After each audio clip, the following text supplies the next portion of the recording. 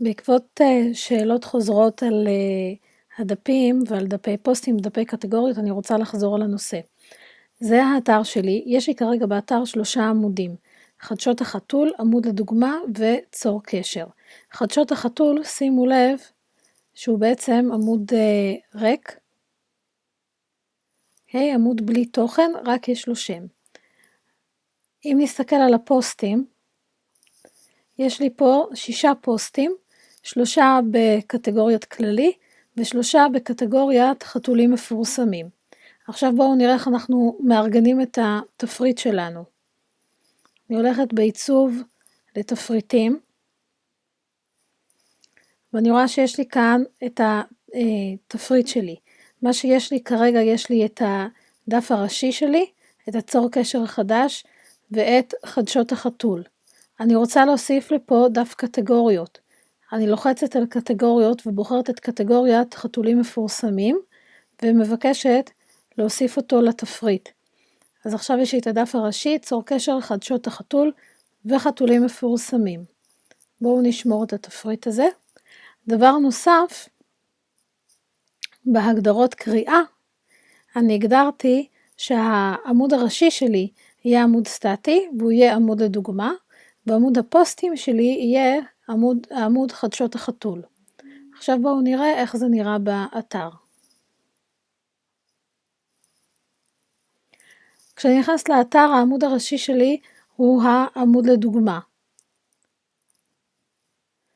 בצור קשר יש לי את הטופס צור קשר. בחדשות החתול יש לי את כל הפוסטים שלי, אם אני אספור יש לי פה 6 פוסטים.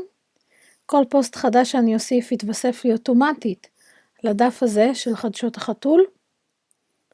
ובחתולים מפורסמים, אתם רואים כתוב לי קטגוריה חתולים מפורסמים, יש לי רק את הפוסטים שהגדרתי אותם כשייכים לקטגוריית חתולים מפורסמים. 1, 2, 3. כל פוסט חדש שאני אגדיר אותו כשייך לקטגוריית חתולים מפורסמים, ייכנס גם הוא לכאן. מקווה שעכשיו זה יותר ברור, אנחנו צריכים שיהיה לנו באתר לצורך התרגיל דף ראשי, דף צור קשר, דף של פוסטים ודף של קטגוריה. מעבר לזה, מי שרוצה דפים נוספים, אין שום בעיה, יכול לשלוח לי, יכול שיהיה באתר. מה שאתם צריכים לשלוח לי זה את הקישור לדף הזה של הצור קשר, אתם מסמנים כאן למעלה את הקישור, את זה שולחים לי 1, 2, פה לא התקנתי את התוסף של הרייטינג, אבל אם זה עמוד הפוסטים שלכם ופה רואים את תוסף הרייטינג, תשלחו לי את העמוד הזה. אם כדי לראות את הרייטינג אני צריכה להיכנס לתוך פוסט, תיכנסו לפוסט, וגם כאן שוב תסמנו את הקישור ותשלחו לי כקישור לדף שמציג את אפשרות הרייטינג. מקווה שעכשיו זה יותר ברור. שוב, בהצלחה עם התרגיל.